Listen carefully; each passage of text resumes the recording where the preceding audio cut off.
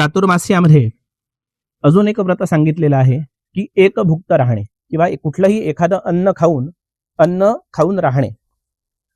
आजची पिढी त्या गोष्टीला काय म्हणते तर डाएट, कीटो डाएट वगैरे आजकाल जी नवीन नवीन नावं आहेत त्यांनी आजची पिढी त्याला फॉलो करते.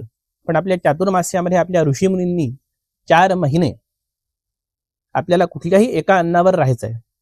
काही अन्न वर्जित सांगितलेले चातुर्मास्यामध्ये, जशा पालेभाज्या आहे, दही आहे, हे वर्जित सांगितलेलं आहे. ते का वर्जित सांगितलेलं आहे त्याचं कारण आहे.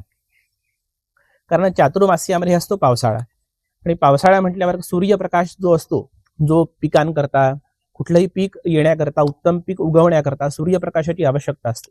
तो सूर्यप्रकाश कमी असल्यामुळे पालेभाज्या यांच्यावर जंतूंचा प्रादुर्भाव होत असतो.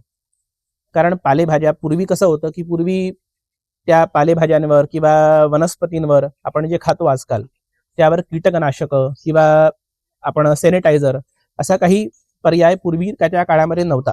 म्हणून या 4 महिन्यांमध्ये चातुर्मास्यामध्ये आपल्याला पालेभाज्या, दही, काही तुरीची डाळ वगैरे हे वर्जित सांगितलेलं होतं. पण आता या सगळ्या गोष्टी आलेल्या आहेत, सॅनिटायझर्स आहेत, कीटकनाशक आहे, पण तरी प्रादुर्भाव जंतूंचा होतच असतो चातुर्मास्यामध्ये त्या पालेभाज्यांवर, अजून आपण डाळ वगैरे ज्या गोष्टी आहेत त्यावर. म्हणून या वर्जित सांगितलेल्या आहे. कुठल्याही एकभुक्त अन्नावर आपण राहायचं आहे. एक अन्नावर आपण राहायचं शक्य असेल तर, त्याला जबरदस्ती कोणालाच नाहीये. ज्यांना शक्य असेल त्यांनी एकभुक्त राहायचं आहे. आणि अजून एक त्याचं शास्त्रीय कारण असं आहे की आपलं शरीर जेवढं हलकं असेल तेवढा आपण देवतत्वाशी तेवढ्या आत्मीयतेने आणि तेवढ्या श्रद्धेने आपण जोडल्या जातो.